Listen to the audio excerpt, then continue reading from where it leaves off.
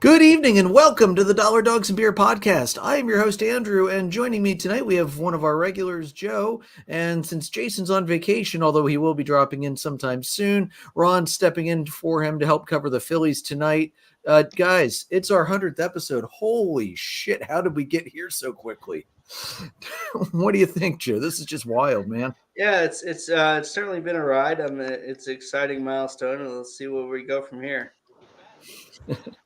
Ron, you never thought you'd get lucky enough to hop in on the 100th, did you? I didn't even realize it. That's all right. Hey, nothing wrong with that. So, Joe, how are you celebrating episode 100 tonight with your drink? Look, I'm in a mixed case of emotions after this last week. I kind of feel like, that the Gene Wilder and Willy Wonka, you get nothing, you lose. I sweep the Giants and then I lose. I get nothing out of it. So I wore an obvious shirt last week. I got rid of that because that didn't work. I switched off the beer because that didn't work either. So I'm back on the Evan Williams and Mountain Dew. Hey man, you do what you got to do, right? Yeah, man. Ron, what are you drinking tonight? Some Twisted Tea raspberry. All right. It's a little different. I like it though. So guys, I'm drinking something new that I just discovered. A Pennsylvania cider company called Hardball Cider. They advertise that their ciders are ciders that swing for the fence.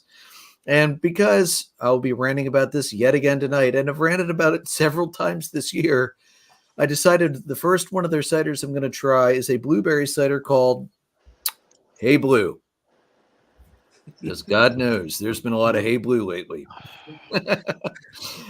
For the record, it's pretty damn good. I'm very, very impressed with that. Can't wait to try their other flavors. Are they local? Good question. I actually don't know. They're somewhere in PA. Let me look here if I can find it. They have it listed. Mount Bethel. So they're not local, but they are PA. Not quite sure where Mount Bethel is. Not too far. That's pretty cool. Wonder if the Gettysburg area, maybe? Maybe. So. Maybe. Okay. Well, either way, I'd love to go out there and visit sometime because based on the first can of this I'm having, I'm very impressed. So let's roll into this tonight. We're going to start with looking at just some fun MLB 100 facts because why? Oh, hold on. Before we do that, Jason's on. Hey, joining us from vacation, Mr. Hey, boys. Hey, How boys. you doing? Good. How's it going? Good. You're going to love this new cider I found. Oh, yeah? Hardball cider. Ciders that swing for the fence. Hey Blue. It's a blueberry cider. Nice. Freaking delicious. Nice. I'll get you a 4-pack and you bring me back a 4-pack of Cheerwine Ale. How about that? Deal. As long as I can find it. We'll be trying on Wednesday. We're going to make a trip down into North Carolina to try and get it then. But, yeah, I'll definitely keep you posted. So I actually have a what are you drinking for tonight? Because, I mean, it's the beach. You got to have something, right? Right. So, we got some high noons this week. So, got the high noon passion fruit tonight. So, yeah, solid. Dude, those high noons are dangerously delicious. Yes, they are. So good, especially after all the crab legs I just had. I was gonna say that. How are you standing? So for the fans of the show, Jason, how many clusters of crab legs was this? It was a personal best 15. Damn. Which equals about 8 pounds. Yeah, they lost money on you tonight. That's always the goal. But yeah, happy 100, boys. Cheers to all of you, all of us, and to many more. Absolutely. Cheers, man.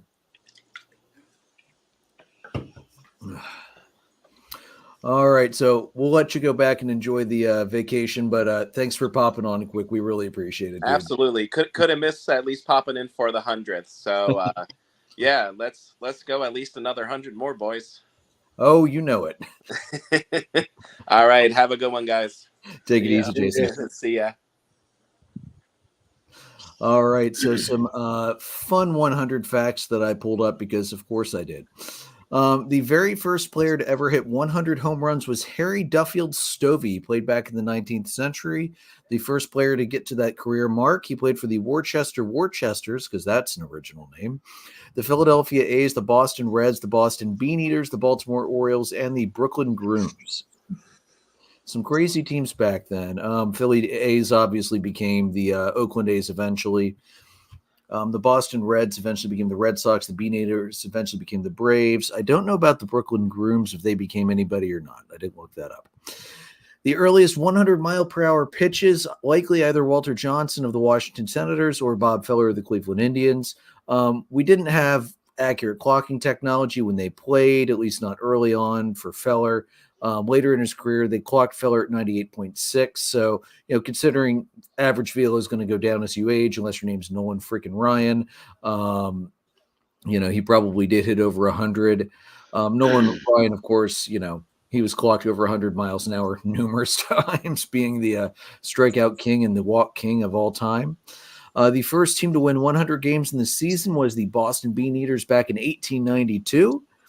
And since 1962, when the AL adopted the same schedule length as the NL, the Washington Senators / Texas Rangers have had the most 100-loss seasons with 7, and the Mets, Tigers, and Royals have all tied for second place with 6. I'm just glad I did not see the Atlanta Braves in there in that list, because I was sure that they would be somewhere up there, but thankfully, no. They only had 2 in that period of time. The pitchers who have won 100 games in both the American League and the National League: Al Orth, Cy Young, Jim Bunning, Ferguson Jenkins, Gaylord Perry, Dennis Martinez, Nolan Ryan, Kevin Brown, Randy Johnson, and Pedro Martinez. So just a couple little fun 100s I decided to find and throw in there. Guys, this is crazy. I if you would have told me that just 3 years in we'd be at 100 episodes, I would have said you're nuts. So here's to at least 100 more, guys. Let me just ask, how did they come up with some of these team names back in the day? I like the Worcesters. So original. I like the Bean Eaters. So I can explain that one a little bit. The Atlanta Braves franchise history went through very, very many name modifications over the years. They were the Boston Red Stockings, the Boston Red Caps, the Boston Beaneaters. That one actually stuck for a little while, from 83 to 1906. The Boston Doves, the Boston Rustlers, the Boston Braves, the Boston Bees, the Boston Braves again, and then the Milwaukee and Atlanta Braves. So a lot of it, you got to remember, Ron, early baseball, you did anything you could to help encourage fans to come. So if that meant coming up with a catchier nickname for a couple of years, you try. I mean, that's what happened when they went from the Braves to the Bees back to the Braves. The owner of the Boston Braves was just trying to find something to excite the fan base and encourage more attendance, because they weren't getting the TV deals back then or anything like that. So you did what you had to do. Although the Bees, the interesting thing is that was a completely they were primarily gray uniforms with yellow pinstripes and light blue wording, if I remember right. There was no B anywhere to be found on that uniform. So, take that as you will. And the cap was just the letter B, as it was pretty much their entire time in Boston. So, more history than you wanted to know. All right, guys, let's roll it into the playoffs. So the results from those big games last week: first half of the week series, the Rays took 2 out of 3 over Boston. Cubs swept the Giants. Mariners took 2 out of 3 from the Reds. The big series we were keeping an eye on last week, the Astros swept the Rangers, and it was a pretty convincing sweep.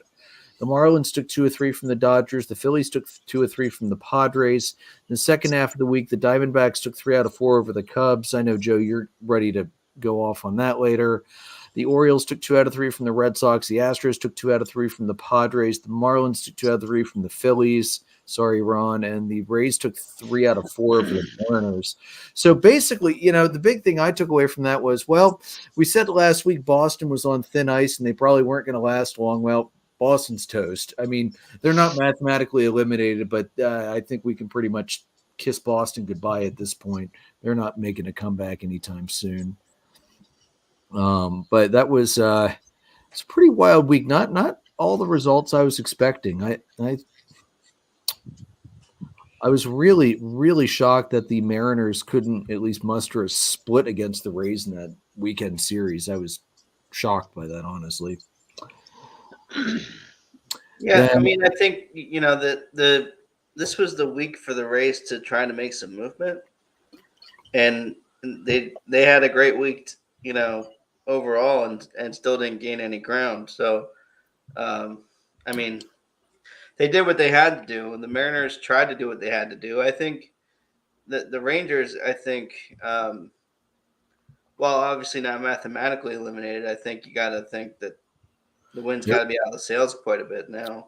Yeah, they are definitely reeling right now. I mean, they're not eliminated by any means, but they are half game out of that last spot. I mean, they were basically in position to potentially take over the division and be in control of their own destiny, and they completely lost it. Mm-hmm. Mariners are reeling a little bit too. I mean, they went from division lead down into the wild card round, so we'll have to see where that ends up.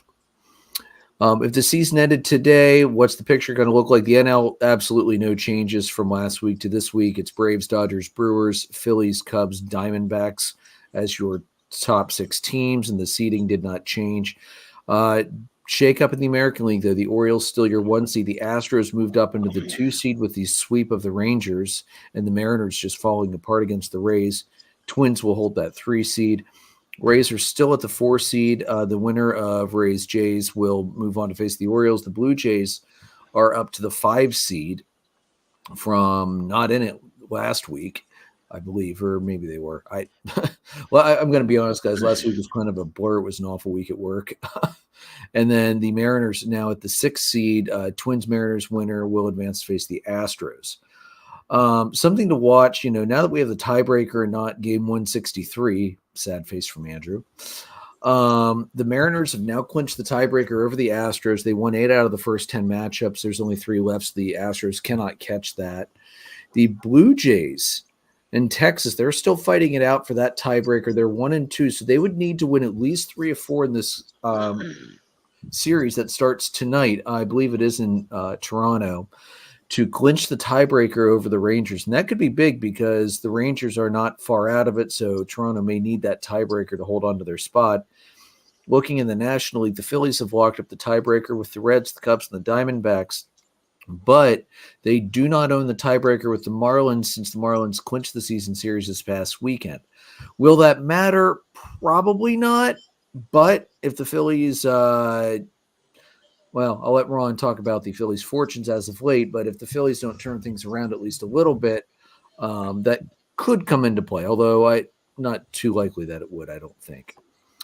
Teams still in the hunt in the National League. The Marlins trail the Diamondbacks by half a game, and the Giants, they trail by a game and a half, and the Reds also a game and a half.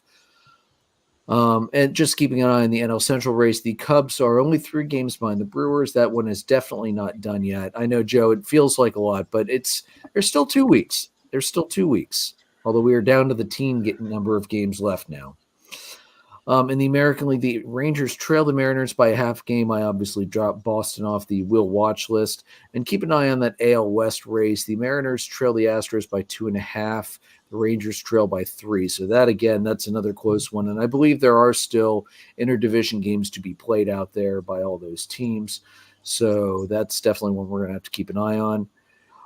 The only team that has clinched, Atlanta clinched a playoff berth this past weekend. Magic numbers, Atlanta's magic number for the NL East is down to 4 after they won the first game of the doubleheader earlier today. The Dodgers are at 6 for the NL West. The Orioles will clinch a playoff berth with a magic number down to 5. So they will have a berth clinched, I would assume, by the weekend probably. Key series in the first half of the week. Braves at Phillies going on right now. Rangers at Blue Jays, Marlins at Brewers. Second half of the week, Rays at Orioles, Dodgers at Mariners, Braves at Marlins, Cubs at D-backs. So we're going to see some movement this week. There's a lot of teams playing each other. Guys, I'm really curious to keep an eye on the Marlins because, we kind of had them close, but maybe outside looking in. They got hot last week. They did what they needed to do. Took down some big series.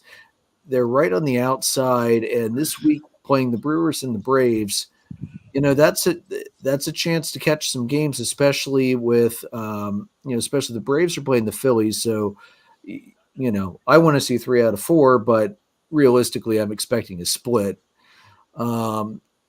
This is a chance for them to make some noise because the Phillies aren't they playing the Cardinals this weekend, Ron? I think so. Let me check on that real quick. I think, 3 of the Cardinals. So, the Phillies have a relatively easy schedule after Atlanta this week. So, this is the time for the Marlins to try and make some noise. Cubs have the D-backs this weekend, so that's going to be a big one, Joe. Looking at the playoff seeding, you guys need to put up and shut up now, I think. Yeah,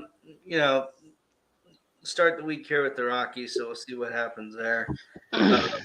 There's a lot of big news, which we'll get to later with that. But, we'll see what happens. It depends what offensive team shows up at this point, realistically. Yeah. Very true. Very true. So I have to ask, with the American League, what are the 3 wild card teams going to be? You got, with the Rangers, the Blue Jays, the Mariners, the Rays the Rays I'm not even going to talk about. They're already in. What about the, looking at those wild card teams, Blue Jays, Mariners, and Rangers, what are going to be the other 2 teams? I mean, I think the Blue Jays are finally clicking again. Yeah, they're looking good to get back into this spot. So, I mean, they're playing good at the right time. Texas is not playing good at the right time. So, I don't think much changes from where we are now. And the thing with Texas, they were hot in April and May, and they've really not been very good since April and May. They were good till about the trade deadline, and then things kind of slowly fell off. And Houston really got hot too. So yeah, I mean, we all knew the Astros weren't going to stay down all year. As much as we wish that would be the case, we knew that wasn't going to happen. Houston always gets hot though at the right time too. Yeah. And surprisingly, I haven't heard the banging of trash cans this year. No, it is never a cheap shot to take shots at the Astros, sports fans. And then in the NL, what do you think about the Marlins? They have a really tough road to get in. They have one of the, Joe, we talked about this, 2 weeks ago. The Marlins have one of the toughest schedules out. But they're heating up. I mean, last week was huge. They didn't play pushover teams last week, and they had a great week. Do you think they're going to be able to pick up and hold this momentum and ride it into that last wild card spot and knock the Diamondbacks out? I mean, I don't know. I think there's a lot to be desired there. I mean, that like you said, they're getting warm at the right time. But the Diamondbacks have been really, really hot too. So honestly, I trust the Diamondbacks pitching more than I trust the Marlins pitching. Oh, and you have to think with the Marlins too. They're also down 2 big players. Yeah. So that's going to factor some way. Well, and especially not having Sandy Alcantara probably hurts more than just about any player out there because he pitches so many innings that he takes so much strain off the bullpen, and doing that this time of the year is so huge. So that, Ron, that's an excellent point, and definitely something we're going to have to keep an eye on. Will the Marlins be able to keep the push going without Alcantara pitching? I'm not going to lie. I was very pleased to see that the Marlins have a TBD in one of the weekend games with Atlanta because that was supposed to be Alcantara's start, and now we won't have to deal with him, although we generally do okay against him. Yeah, I mean, if the Marlins aren't playing the Phillies for the next 2 weeks, I don't really know that I I trust them to get there. No offense, Rod, but they seem to have your Yeah, number most of the year. that series is done for the year now. Yeah. They've had the Phillies number for years, man. Everybody does. Well, but and Jason has said time and time again on the show, he hates Marlins series because no matter how comfortable they should be, they never are, even when the Phillies win the series. The Marlins just never give them a break or an easy game. I mean, remember, Joe, they did take 2 out of 3 from the Dodgers last week, so. Oh, that's right. Yeah. They've picked up some momentum, so we'll have to see if the Marlins keep riding that. Like I said, the weekend series will be bigger for them. They've got the Brewers first, and then they've got Atlanta, and they'll have Atlanta at home. Whereas they're in the bitch. Sorry. let me guess. Matt Olson did a 3rd home run tonight? No. Ah, damn. I can dream. I can dream. It was Harris. Oh, good. I started him today too. Joe, you might not want to look at the home run totals in fantasy for this week. I'm just going to toss that out there. Whatever. Well, it's a 2-week series, right? Nah, 1 week. Next championships next week. Oh, okay. Well, I won't see that, but.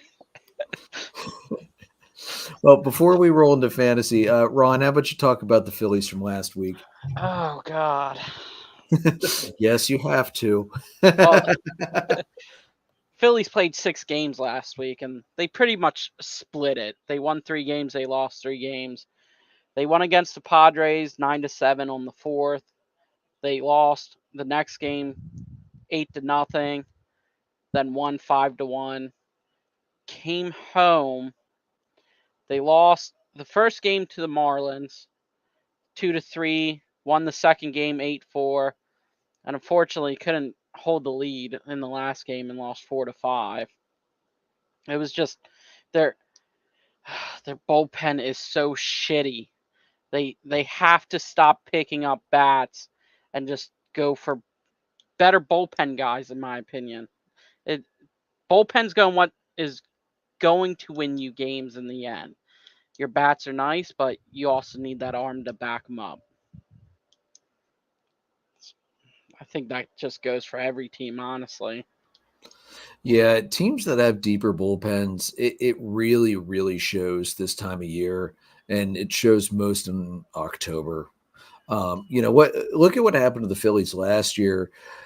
Rob was basically forced to run 2 guys heavily throughout the entire playoffs, and it worked for the first couple rounds, but they clearly ran out of gas against Houston, and Houston just teed off in the bullpen last year.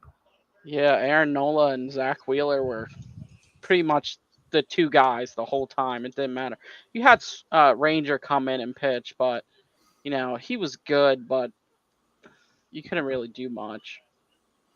Yeah, not his time last year, that's for sure. Yeah, I do have a couple things on some players. I think we're good throughout last week, pretty much. I'm gonna start with a pitcher just because I thought he did amazing. I'm gonna throw Zach Wheeler out there. Had 1 start, pitched on the 6th. That was against the Padres. He went, I forget how many innings it was. I didn't write it down, but he only allowed 1 hit, 2 walks, and had 7 Ks. So, I mean, he did his job. The bullpen just, allowed that 1 run. So, and then a couple of Trey Turner. He's my hot player for the Phillies. Like, that guy has been on a tear since his standing ovation, and I'm so glad they did it. So last week he went 6 for 15. His line was 400, 526, 1.000, 1.526. He had 3 walks, 2 Ks, 5 ribs, 3 home runs, and 6 runs. He had a total of 15 bases, but just some other stats for him, which me and Jason were talking about. And something else I saw. He has 15 home runs in his last 31 games. He 10 home runs and 21 ribs in the last 11 games. So he's just been hot. I think he He has hit in the last 18 of 19 games, I think, is what we were talking about. So keep giving that man standing ovations. Keep that up. He's definitely earning his money for what they paid him. And it's about time too, because the first couple months of this year were not good. Like almost to the point that we were ready to have a segment entitled, "Is this going to be the worst contract bust the Phillies have had in the last decade?" Because it was that close to happening. I am really happy for Turner to see that he's turned it around, particularly since he was the freaking number 1 overall pick that I made in our damn draft. Like I couldn't use the guy for most of the year. For God's sake. I just don't understand. Like, but hey, he's coming around. I did have one more guy for last week. I'm gonna throw Kyle Schwarber out there. Yeah, 8 runs, 8 hits, 4 home runs, 6 ribs, total of 20 bases. He had 8 walks, 8 strikeouts. His line was 381, 552, 952, and a 1.504. So he's not the best fielder, but his bat's there. I feel like he sees the ball really well. Not the best fielder might be the biggest understatement I've ever heard on this show in 100 episodes. He might be significantly the worst fielder I think I've seen in years. But that said, yeah, his bat is finally starting to heat up. He finally creeped over the Mendoza line tonight up to 202, I believe. Yeah. So we'll see how long that lasts. But he has turned into the penultimate boom or bust type player. I do wish the Phillies would take him out of the leadoff spot, though, and put Turner there. I know he's got pop, so move him back to a spot where maybe he has a chance to get more than 1 RBI per pop. Because, as we saw with Bryce Harper 2 years ago, just smashing solo home run after solo home run, at least he was getting opportunities to have non-solo home runs, whereas Schwarber being at the leadoff spot has far fewer opportunities to have non-solo home runs. Hey, the lineup's working for now, so keep it that way until, playoffs are done, and then try some different next year. And I do get that. I do. I'm just... But, yeah, I get what you mean. Like, get them in, like, the 4-hole or something. Give them a chance to have a couple guys on, maybe. I mean, even like the 6-hole to get him a little farther back wouldn't necessarily be a bad thing. I mean, here's the thing: his OBP is only 350 this year. That's not great. That's not great, especially out of a guy leading off. You don't want that. But no, apparently the Phillies do. So what do I know? I think he's been on base every time he used that bat today. Well, except for this last time, but. No, he struck out a couple times in the first game. Did he? Yeah. Yeah, Charlie Morton usually pitches very well to Schwarber because he knows Schwarber will bite on that curveball in the dirt. Not quite as good as Javi Baez, but pretty close. Or Nick. Yeah.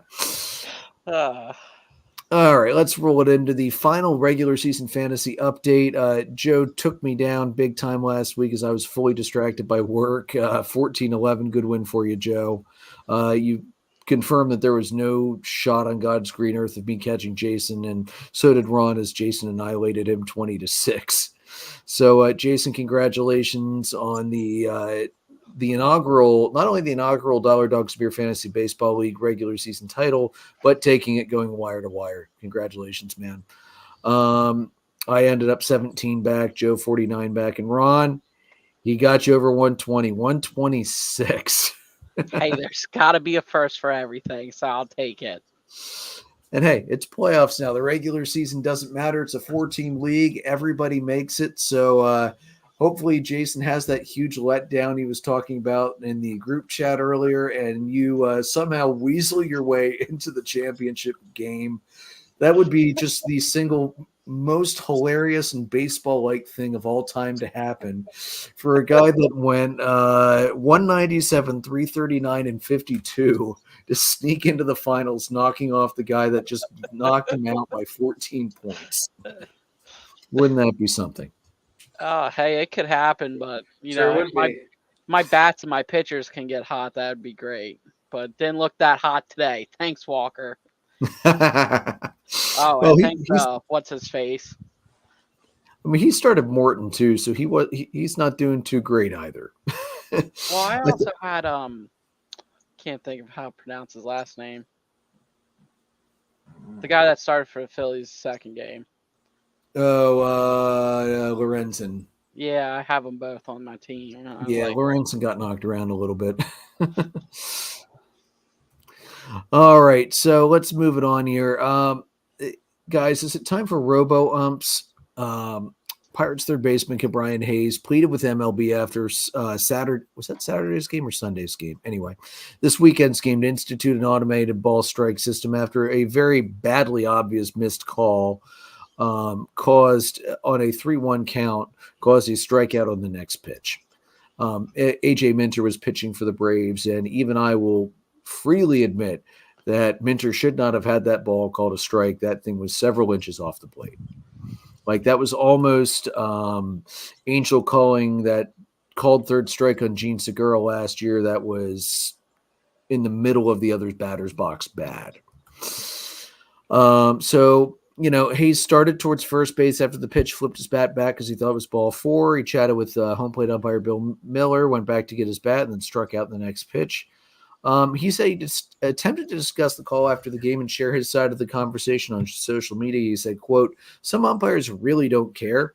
3-1 call, not even close. I hold him accountable after the game, walking off the field, and his response is the shrug emoji. I gave you a chance to hit a home run. That tells me you don't care at all. No accountability. Bring the ABS, please, at MLB." That's the automated ball strike system is what he's talking about. Predictably, because they never do, they didn't respond to him. The home plate umpire for the game, like I said, was Bill Miller. Stats from the game. Overall accuracy was 93%. Relative accuracy, negative 1.5% below expected. Overall run favor of plus 0.24 for Atlanta.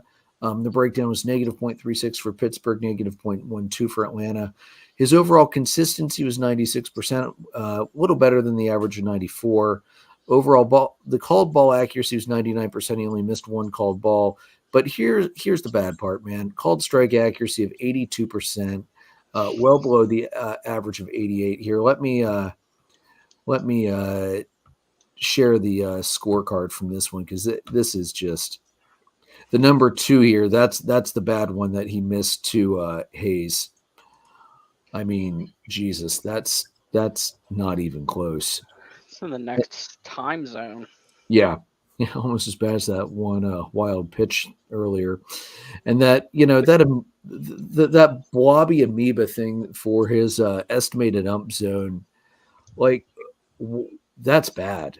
That's not even in the ballpark. That's just so bad. Looking at his stats on the entire season, guys, accuracy 94.4%, which is only 63rd percentile. Expected accuracy 93.8, that's 70th percentile. Accuracy above expected of 0.62, which is 57th percentile. Consistency of 93.8%, which is 61st percentile. Favor of 0.4 runs per game, which is 67th percentile. So, I mean, he's not CB Buckner, he's not Angel, but that's not good. And those aren't really, I mean, he's top 2/3, but that's not overall great in my book.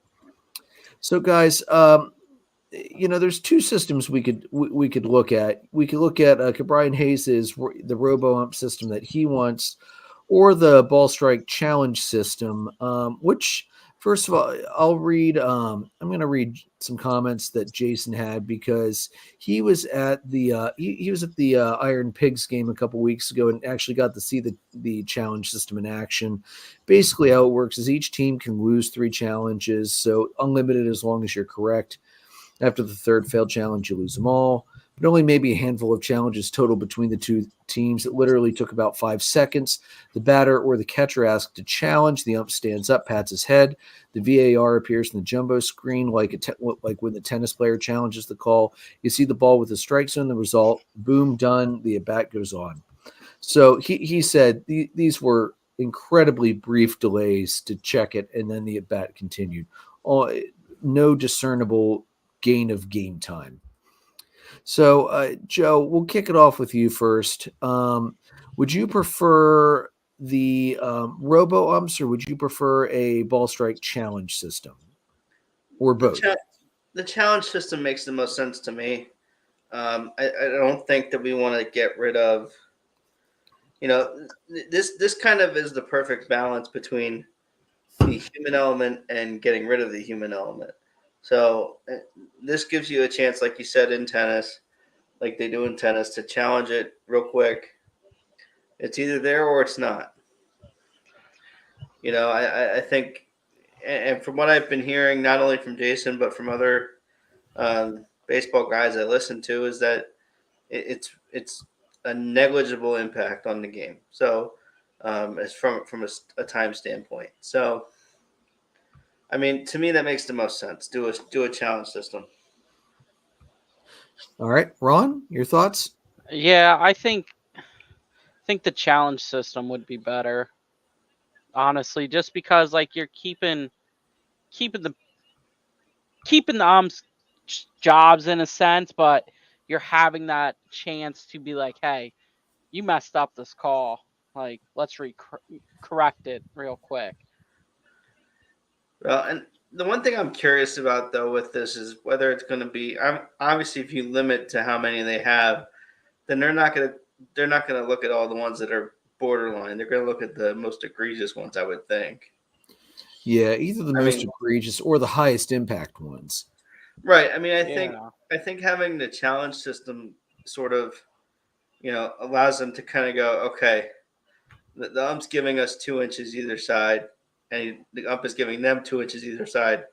We'll live with it. Yeah. If it's way off, then okay, I can use this to kind of rectify that. So, and this goes back to, I understand umps aren't going to get every call. Actually, I know one ump did last year, but umps aren't going to get every call. But be consistent. That's the biggest, most important thing. If you're going to miss the same for both sides. I think, because, Ron, you were watching the first game earlier today. The batters and pitchers on both sides were getting real pissed off real early because the strike zone was wildly inconsistent and all over the plate for both sides. I mean, Taijuan Walker, I think I heard on the radio, I think 4 or 5 times before he was pulled out of the game, had to get off the mound, walk around the back to recompose himself. He was so upset. Yeah.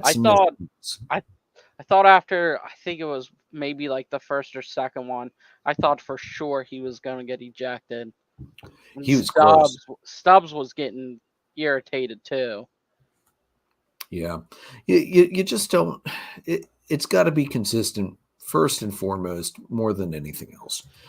For the record, I would prefer the ball strike challenge system as well. I'm not a fan of the Robo Ump system. Let's keep the human element in. I mean, I know when it was tested down in Lancaster last year, like if the Robo Ump wasn't perfect, and the home plate umpire did have the authority to override the Robo Ump if they saw it was a very bad miss, but I don't believe I heard that happened, even though it probably should have on a couple occasions last year when they were doing that. So let's go with the challenge system. I like that, especially since, as Jason has experienced and Joe, as other people have told you, it's quick. I mean, let's be real. We've cut so much time out of games. I think we can afford to put a tiny amount back to make sure we're catching some of these egregious ball strike misses. All right, so I'm going to use that to segue quick into the Braves. Mixed week for them. They dropped 2 of 3 of the Cardinals, but rebounded and took 2 out of 3 against the Pirates. Against the Cardinals, they lost 10-6, 11-6, and then won the final game 8-5. Against the Pirates, they won 8-2, lost 8-4, and then won 5-2. Just a couple notes from this past week. Max Fried's victory against Adam Wainwright dropped Wainwright's record to 3-11 on the season. He's only 2 wins away from 200. In the preseason, Joe, we were pretty sure Wainwright was going to nail 200 at some point. He's pitched really bad this year, and the Cardinals are really bad. Do you think he's going to be able to pick up those last 2 wins he needs to get to 200? Honestly, I don't know.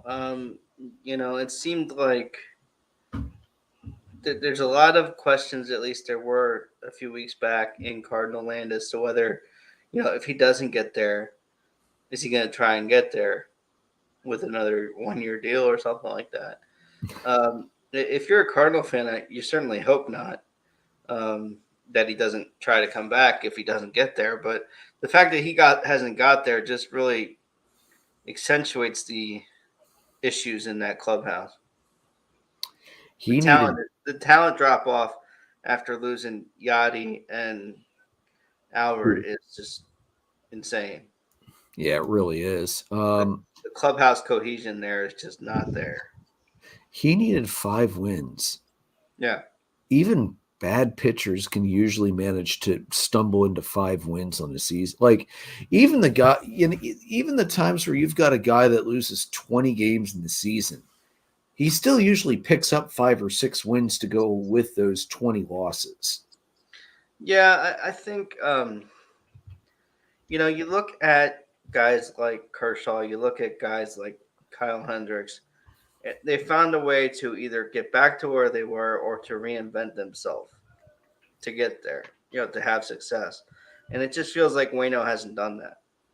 I don't think he has enough left in the tank to be able to adapt and change. To be completely honest with you, they didn't make him. He didn't come to any realizations before it was too late that he needed to modify his approach. Yeah, in order to last a little bit. But yeah, if does he get there as bad as they are? I don't know. What do you think, Ron? Do you think he's going to be able to pick up 2 wins before the end of the year and get to career win 200? I honestly, with as bad as they are, I don't think so, because I just don't think they have the power behind him to do it. That's fair. Yeah, I don't think he does either. I think he's going to stay at 198, maybe get to 199. Other notes from the last week, in the sole loss to the Pirates, you had that benches clearing incident. Let me just hash this out quick. Oviedo's 4th pitch came extremely far inside, almost nailed Acuna. He glared at Oviedo, who glared back, then began shouting at Acuna as he walked towards the plate. Home plate umpire Rob Drake stepped in front of Acuna. The benches and bullpens emptied. No punches were thrown. Snicker noted after the game he thought Acuna was justified in being upset. Quote, "I would be too if I was him. He holds his composure pretty well, and that's the first time I've seen him react like that. I don't blame him one bit, and I don't blame him for doing that." And Snit's got a point. I mean, with all those issues Acuna's had with the Marlins over the years, he's never come close to shouting or considering charging the mound, even when the opposing pitcher clearly dropped his glove and was ready to square up. Oviedo then later in the game hit Austin Riley in the left arm after he gave up back-to-back run-scoring singles to Acuna and Albies in the 4th. Snicker came out to argue that he should have been ejected. First base umpire Bill Miller basically said no and threw him out of the game. Snicker did note after the game, and I got bad information on this, that warnings were not issued after the benches clearing incident. I thought they were. It looked like they were. They probably should have. Anytime you throw a pitch inside enough that the bench is clear, you should probably just preemptively issue warnings at that point, in my personal opinion. Yeah. For what that's worth. I get it. Ronnie's always going to be pitched inside because for some reason teams think that that's the best way to beat him. Although if you look at his hot cold zone, you're better off pounding up and away than you are pounding inside, because he's got fast enough wrists that he can crush stuff that's inside. So I don't know if it's maybe just an effort to move him off the plate or what, but and Acuna is that dude gets hit a lot, mostly by the Marlins, but he does get hit a lot because he does crowd the plate a little bit, and they do like to try and jam him inside. I know the Pirates manager came out and pulled Oviedo after that anyway, but I think Snit had a point. I think they should have thrown Oviedo out of the game immediately. second hit batsman of the game and hitting a guy immediately after giving up back-to-back run scoring hits. Yeah, I do not think the umpires handled that very well personally.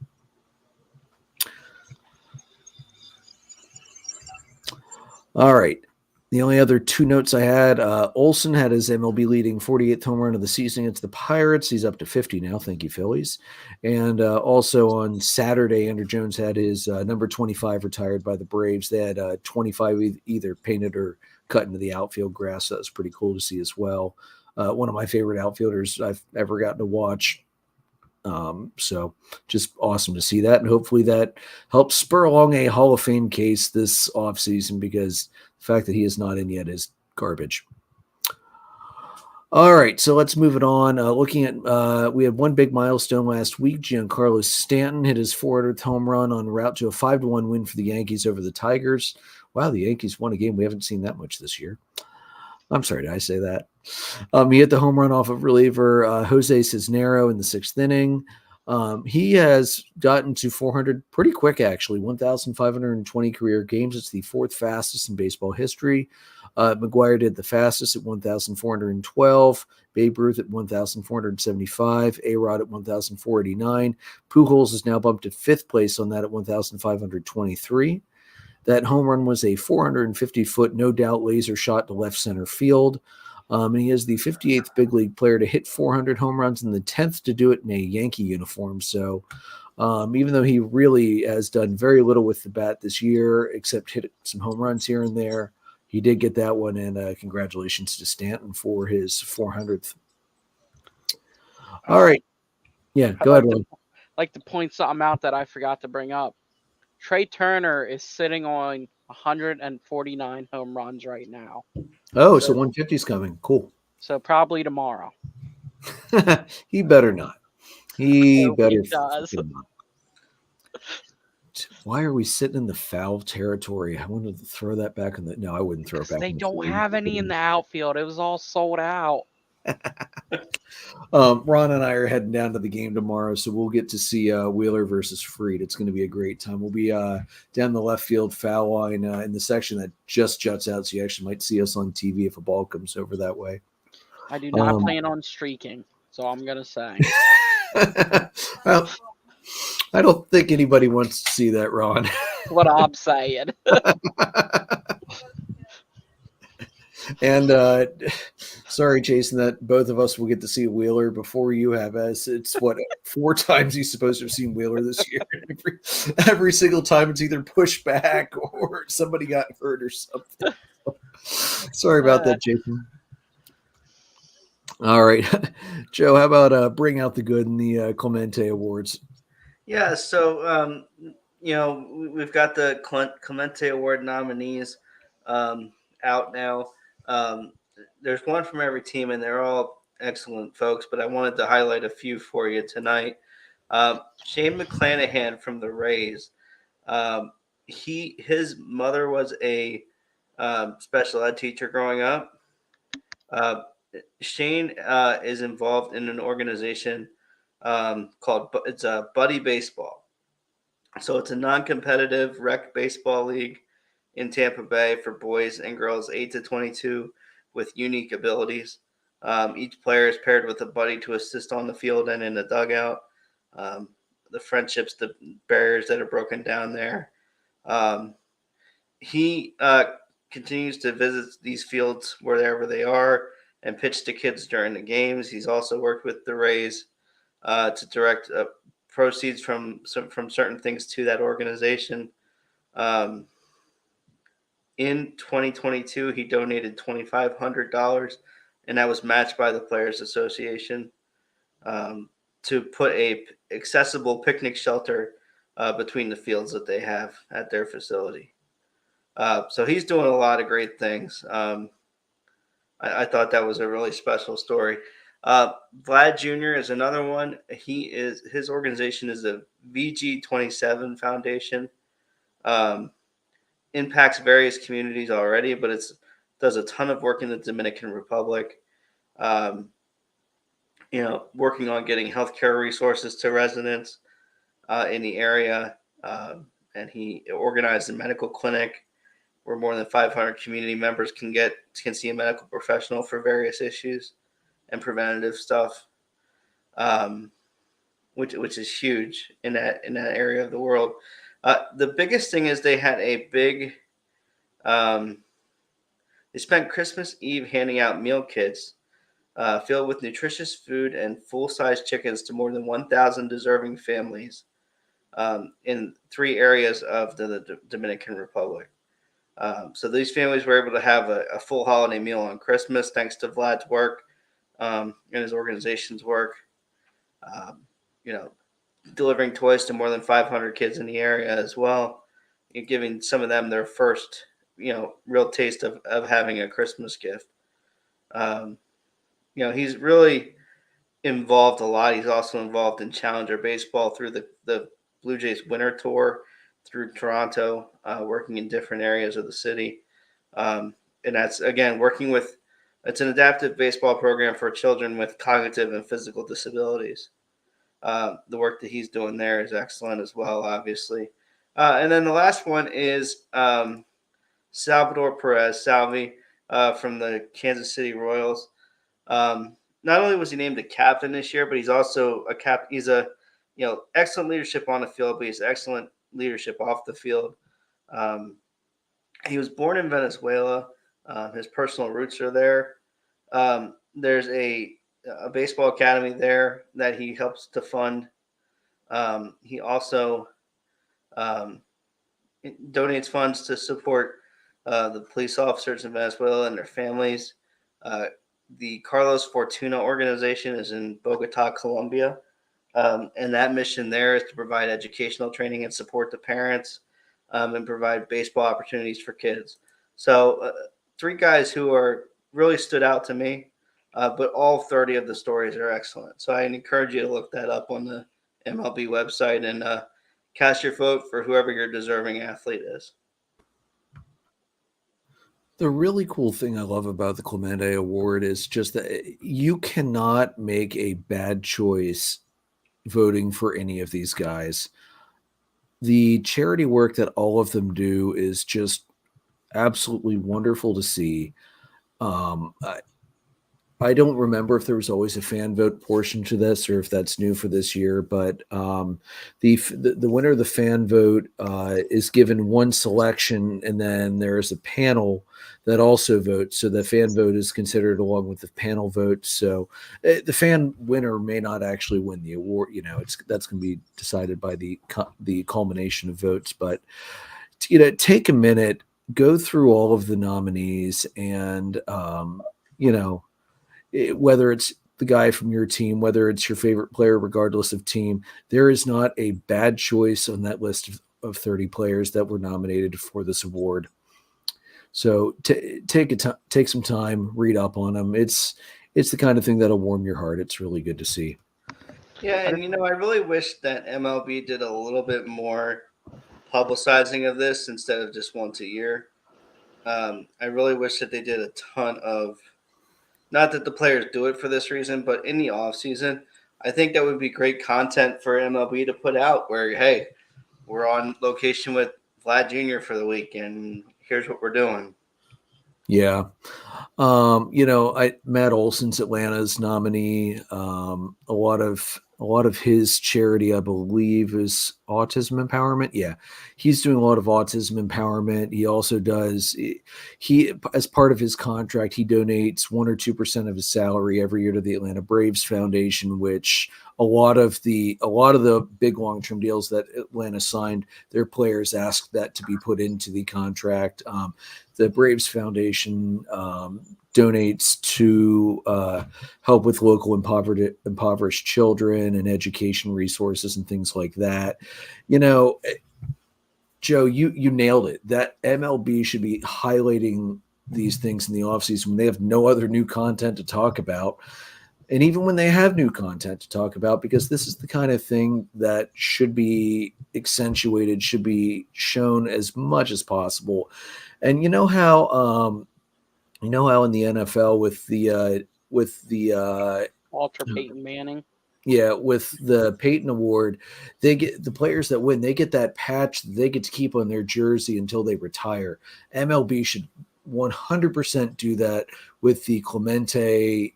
I know the Clemente nominees, they all get the 21 patch put in the back of their hat, but they should also get a patch that they can keep on their uniform until they retire as well, just as an acknowledgement to all the hard work that they do off the baseball field as well as on the baseball field. That's what I was going to say. It would be But really another point with this voting thing, I think it is newer because this is the first year that I've seen where you can actually vote for it, because I thought you could never do that before. So I think that's pretty cool. They're opening it up. Yeah, that's really cool.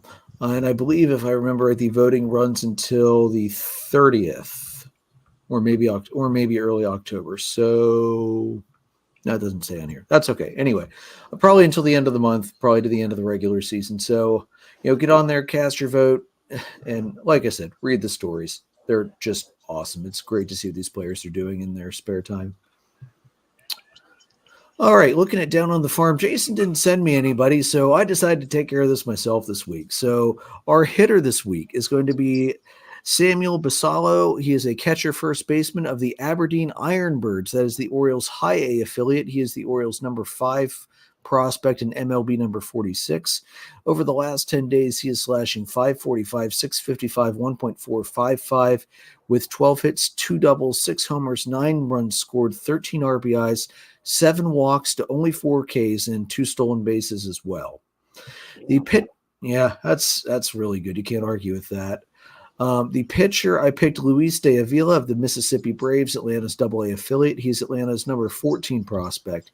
He didn't pick up a decision in his 2 starts, but he has 14 innings pitched, 5 hits allowed, no runs scored, 17 strikeouts, 4 walks.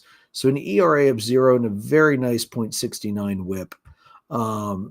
That's a great week as far as I'm concerned as well. You would have liked to have seen the decision, but let's be real. These minor league guys are probably used to pitching well and having no decisions because the bullpens behind them are not always the highest quality. Even the Philadelphia Phillies have had better bullpens than some of these minor league teams.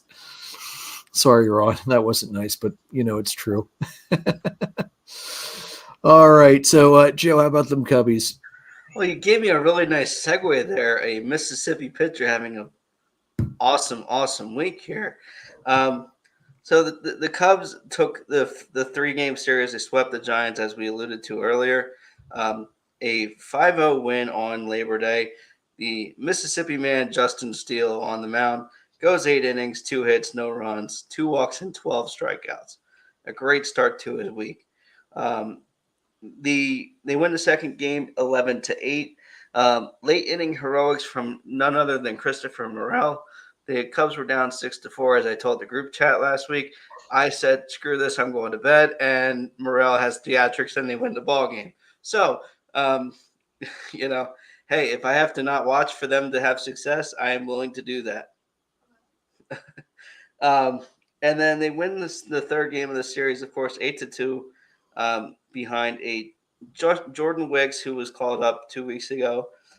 Going into tonight's start, he is 3-0 in his short time up here. So he's won all 3 of his starts.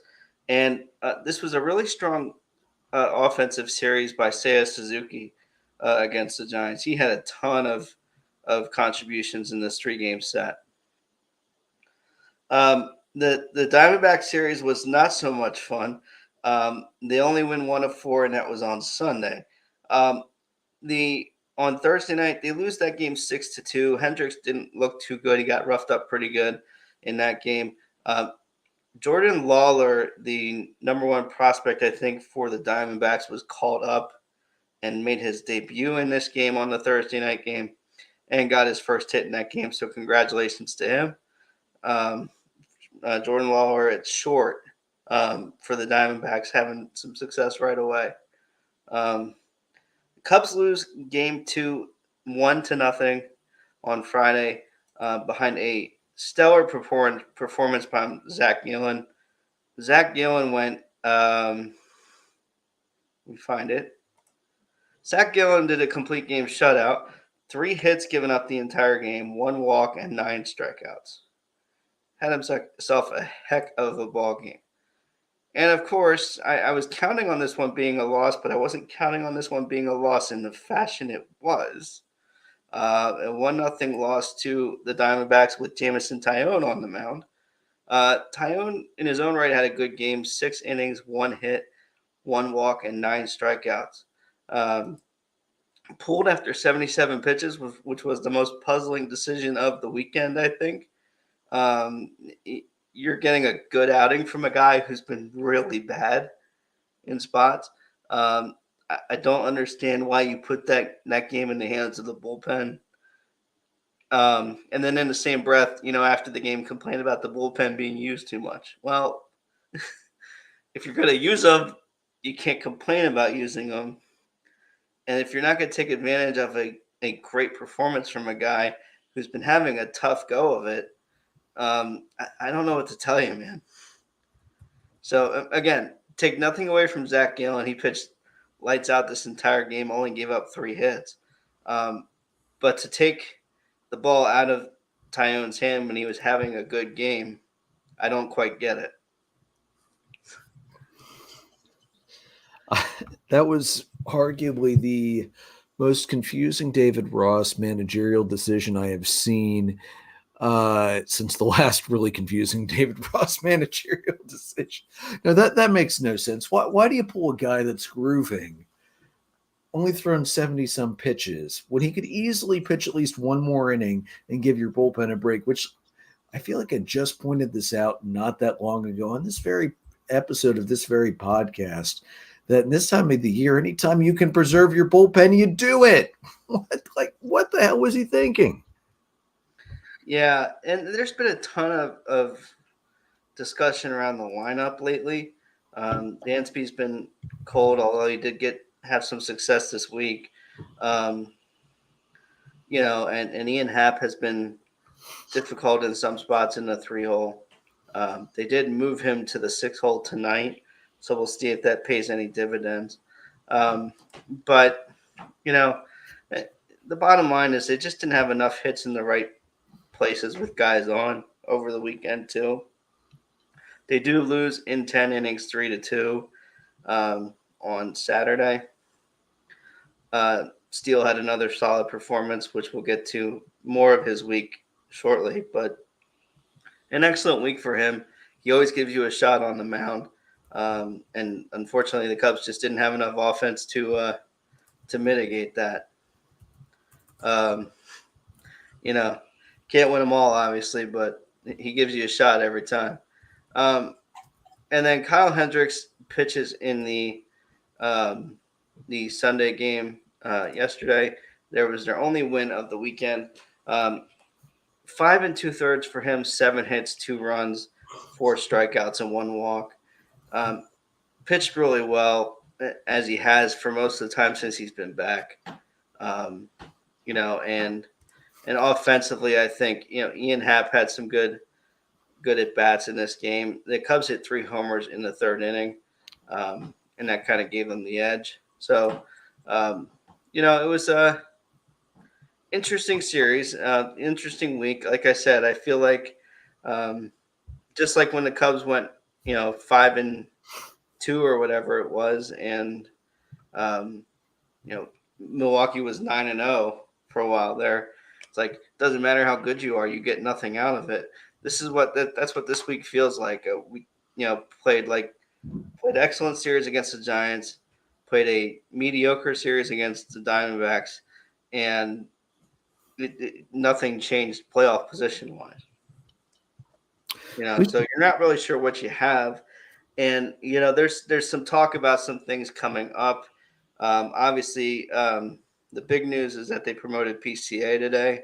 So we'll see. He's in the clubhouse, but he probably won't make an appearance until tomorrow. The bullpen issues we talked about. Alzolay is going down to the IL for 15 days to tune up before the end. Michael Fulmer is back. So there's a lot of, I'm not really sure what team I have anymore. and we'll kind of just see what we get on a daily basis. I mean, it's only 2 games though separating the Cubs and the Phillies. So, 3 games with the division. The Cubs are definitely in a good position where they're at. I mean, even if they can't catch Milwaukee, if they can catch Philadelphia, although they do have to get a game ahead because they do not have the tiebreaker. If they get past Philly and get to that top spot, they do have the home game for the wild card series. So, something to keep in mind. Yeah, I mean, don't get me wrong. I'm not going to be upset if they make the playoffs, regardless of where they make the playoffs. But when Milwaukee has an interesting week and we can't capitalize on it, obviously that hurts. And I would have preferred at least a split with the Diamondbacks, as good as they have been. Yeah. As opposed to losing 3 out of 4. Well, of course, that just makes sense. All right, so let's roll it on. The Angels might be shopping Mike Trout around this offseason. So earlier this month, Trout stated that he plans to discuss the future path of the organization with management, and the team reported that they would be willing to trade him if he would request it. Trout's in an interview with the Orange County Register said, quote, "When it's brought up in the offseason, you've obviously got to talk about it and think about it. I haven't thought about it yet.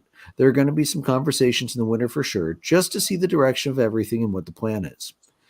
Now, a couple problems that the Angels will run into. Number one, his contract and injury history would make a trade difficult. He still has 7 years and more than $248 million remaining on that 12-year, $430 million contract he signed in 2019. Also, the past 4 seasons, he's played more than 82 games only once, and this year he is at exactly 82 games played. He thinks he will be able to come back. Just for the record, the team might shut him down and say, it doesn't matter, we're toast. And of note, he does have no trade rights with his 10-5 status. That means 10 years in the majors and at least 5 of the same team.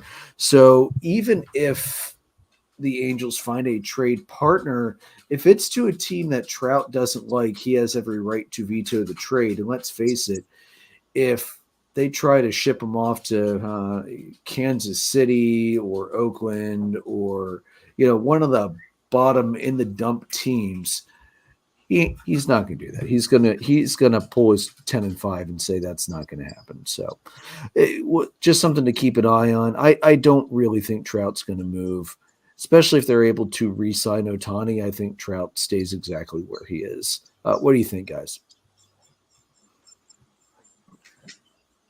I'm not really sure what to think about this. I know I don't want him, given that injury history.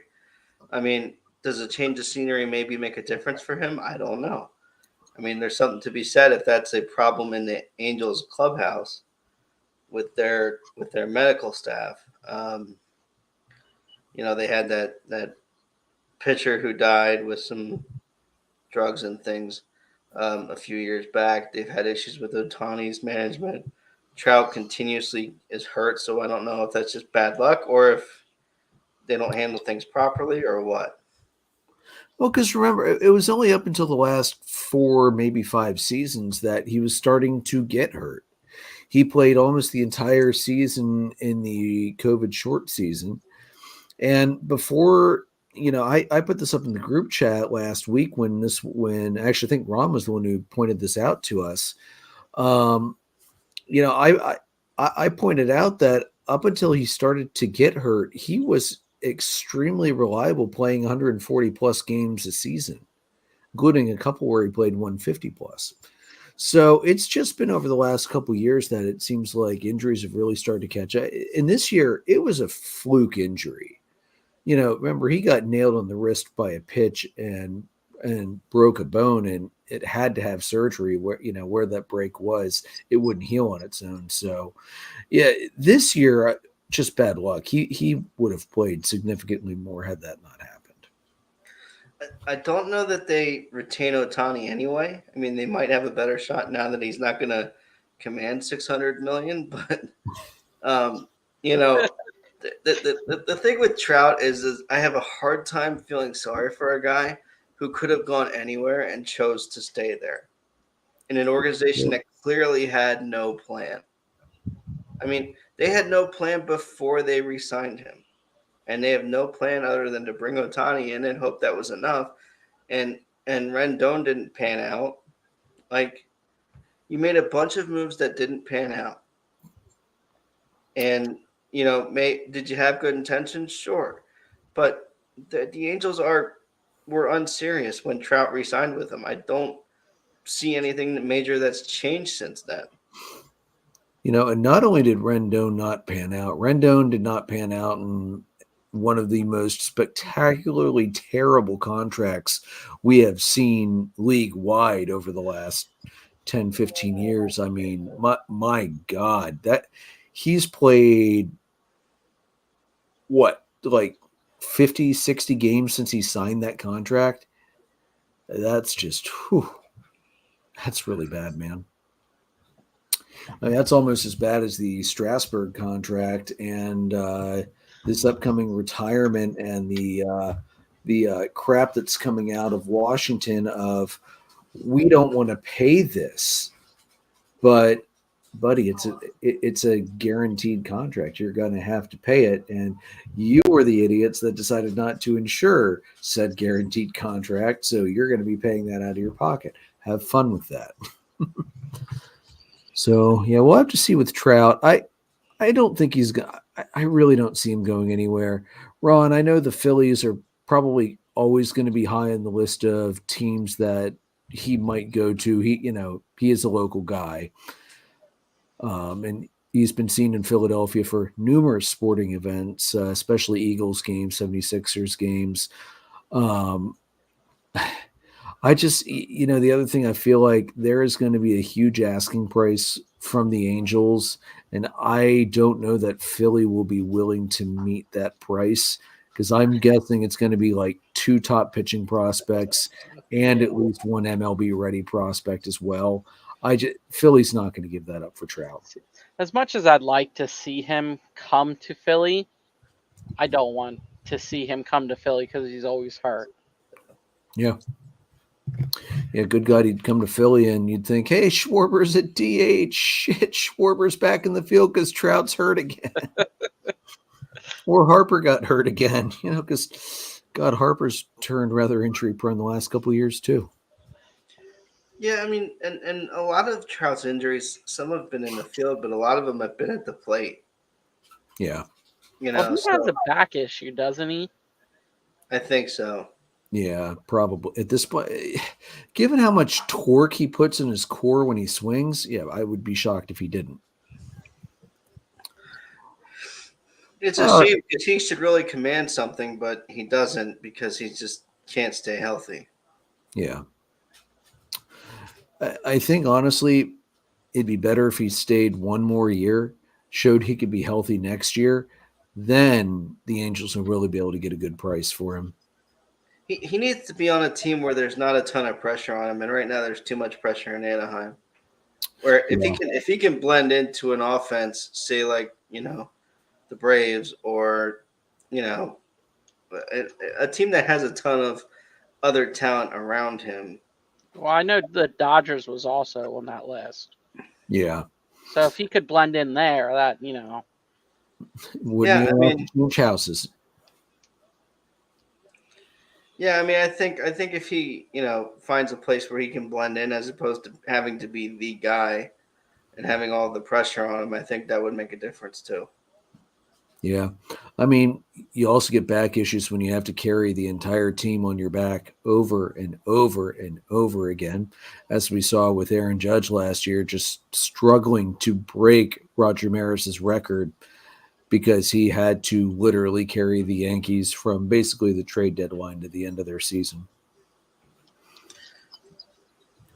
All right, so let's move it on, guys. Let's look at the hot list. I picked 2 hot hitters this week. My first guy is, Joe, if I accidentally put your guy on, yell at me. Jose Altuve, slash line 357, 401, 10 hits, 6 home runs, 8 RBIs, 9 runs scored, 4 strikeouts. And then Matt Olson, 546, 630, 1.136, 12 hits, a double, 4 home runs, 8 runs, 8 RBIs, 4 walks, only 1 strikeout. Did I hit your Moneyball guy by You accident? did not. No. You're Okay, good. good, because I forgot to check that when I was putting them on legitimately. Ron, I know you mentioned a bunch of the Phillies guys earlier. Do you have anybody else that you wanted to mention for hitters that was a hot hitter for you this past week? No, honestly, it would have just been Trey Turner. Yeah, that's fair. He had a hell of a week too. All right, Joe, any hot hitters before Moneyball? All right, so Nope. Joe, who is the Moneyball hitter of the week? Your Moneyball hitter of the week this week, Yordan Alvarez with the Houston Astros. Big part of the reason that they are on the roll that they're on right now. 563, 652, 1188, and OPS of 1840. Yeah. 6 runs, 9 hits, 1 double, 3 homers, making up those 9 hits, 8 RBIs, 6 walks, and 1 strikeout. So really seeing the ball well and making the best of his opportunities at the plate this week. Yeah, absolutely. And it should be pointed out for the record, it is not the hitting why my team usually loses. It is the pitching because Jordan and Olsen and Acuna and Freddie really did well last week. The pitching, not so much, as usual. Hot pitchers, I just picked one this week. I went with Garrett Cole, 1-0 in 2 starts, 13 innings, 11 hits, 16 strikeouts. Here's the thing that I loved: no walks. A very nice .69 ERA, a .85 WHIP, and 1 earned run allowed. Cole is starting to run away with that AL Cy Young. Jason will finally get that prediction right for the first time in 3 years. I hope they give it to somebody else. No, I would laugh so hard if that happened. It shouldn't. I think he's pretty much locked it up and well earned, but Yeah. I would laugh so hard if the voting comes out and Garrett Cole is second. Give it to Ohtani. Oh, God, please don't. There are other guys I'd consider. Ohtani is not the other guy I would consider not this year for Cy Young. Ron, do you have any other pitchers you want to toss out there? I know you mentioned Wheeler earlier. Okay. Joe, any starters you want to mention? Yeah, one guy I want to talk about a ton. Obviously, I do a lot on the show with him. But the Mississippi man, Justin Steele, had a great week this week. 1-0 in 2 starts, 15 innings, 8 hits, 1 run, only 2 walks, 18 strikeouts, a whip of .67 and a batting average against of 157 in the 2 starts in September. That's filthy. The guy has been phenomenal this year. He's up to, I think he has 17 wins now, or 17 or 18 wins, and he's got 20 quality starts after this weekend. Wow. He's the league leader in ERA, and the rest of it speaks for itself, man. Yeah, it really does. It's going to be a very tight race between Steele and Snow. I think Strider has effectively pitched himself out of the Cy Young for this year, so down to basically a 2-man race. I think you're going to see a lot of things go against Snell because the Padres aren't competitive. So Steele is 16-3 right now. Okay. But still, I think he'll edge into that top spot for the Cy Young. Yeah, I'm thinking that too. I know Joe wouldn't complain. I would not at all. Not at all, man. The guy has earned it, dude. Like, it is just Yeah.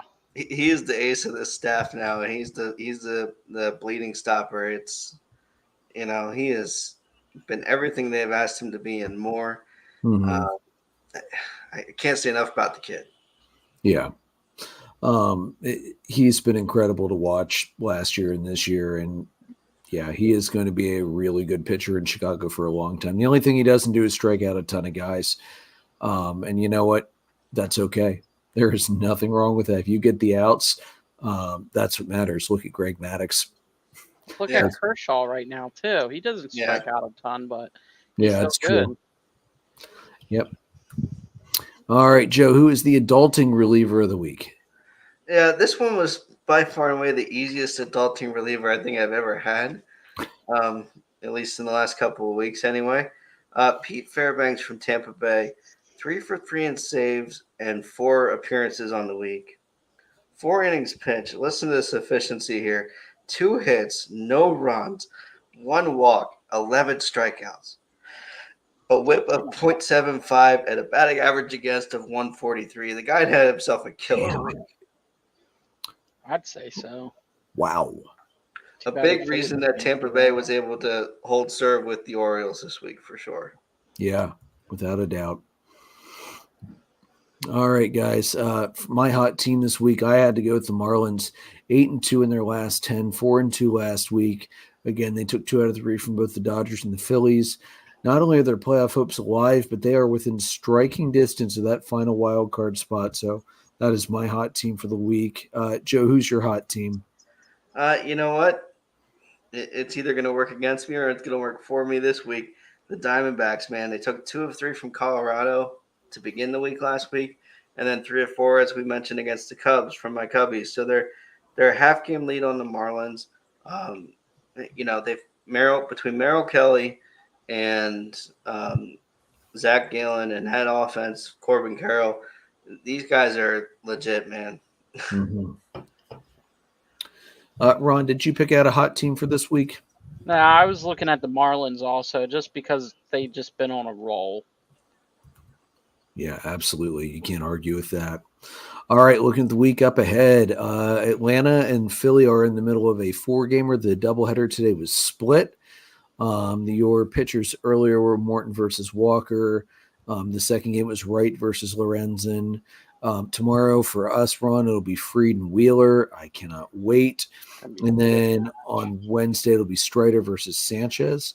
Then Atlanta ends the week 3 at the Marlins, Elder versus Cueto, Morton versus TBD, and Fried versus Luzardo. Cubbies 3 at the Rockies, Wicks versus Freeland, Assad versus Flexen, Tyone versus Blotch. And 3 at the Diamondbacks, Steele versus Fad, Hendricks versus Davies, Wicks versus Nelson. The Phillies end the week on the road, 3 at the Cardinals, Nola versus Thompson, Suarez versus Mikolas, Walker versus Hudson. And the Orioles, they start the week at home against St. Louis. Kremer versus Hudson, Means versus Wainwright, and Gibson versus Rommel. Okay, no, wait, never mind. I can't even give Wainwright hope. John Means is going to eat him for lunch. And then 4 versus the Rays. This is one of the biggest series of the week right here. Bradish versus Savali, Flaherty versus Eflin, Rodriguez versus Glasnow, Kremer versus Little. Like I said, guys, the Orioles win just 1 out of 4, and they clinch the tiebreaker with the Rays with the best head-to-head record. That's huge. That is absolutely huge. Honestly, it's probably going to decide the AL East race this weekend, so it's definitely one to keep an eye on. Man, Ron, I wasn't expecting a split. Well, I was hoping for a sweep, but I was kind of expecting a split because that's what seems to happen more often than not. I wanted it at least 1.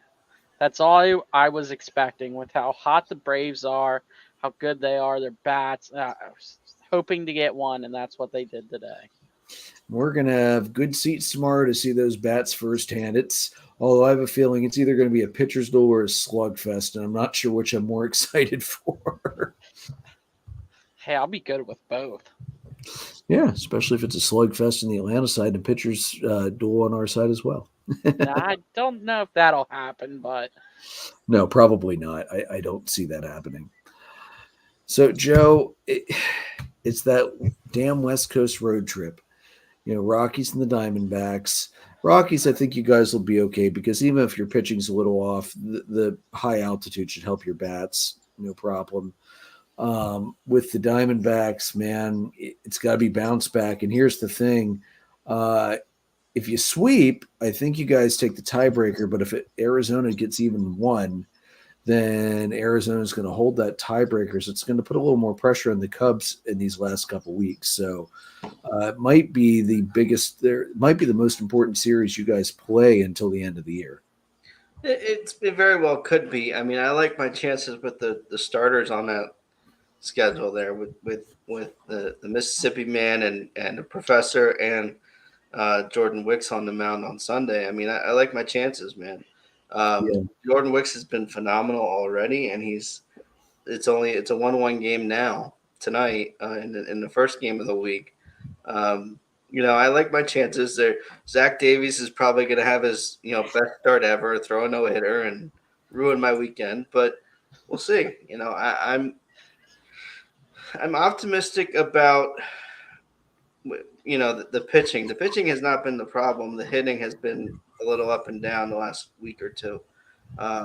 So I'm hoping that the offense, rebounds and after yesterday's game and has a good the beginning of the week in Colorado and takes that momentum out further west to Arizona. Yeah, I mean, that's a good place to pick up momentum before a big series for your bats. Plus, I get to see KB, stink it up in Colorado for 3 days. Or at least read about it if that's what works. Like I said, I'm willing to not watch my team for the sake of the team. If he plays. Now he's playing tonight, but Is he? Oh man. Well, I mean, it's a 9-inning game. There's plenty of opportunities for another fluke injury for KB. Yeah, he's playing first base tonight, so He's been one of those where he can't find his feet anymore. something like that. Yeah, that contract is another one that's just not looking good for the Rockies. But c'est la vie.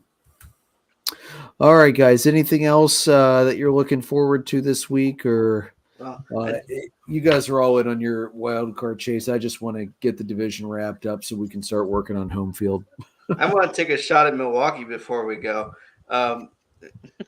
Nice job no-hitting the Yankees and then losing the game after 13 innings.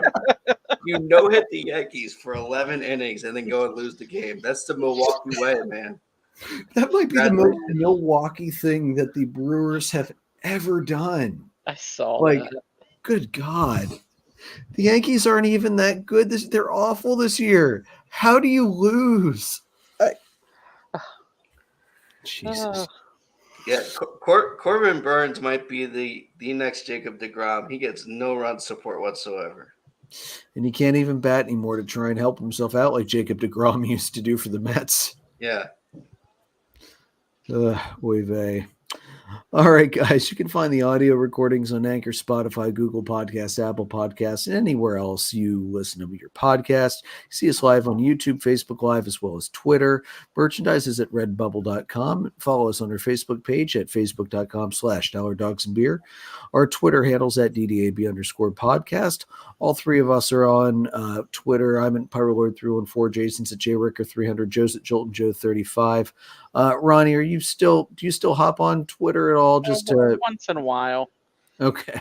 At Dipner for Ronnie up there. Guys, we're presented by Dark Arrow Podcast LLC and sponsored by Whiskey and Blade Barbershop and Lidditz. Guys, may your dogs always cost $1. May your beer always be cold. We will see you next week to keep figuring out this playoff race.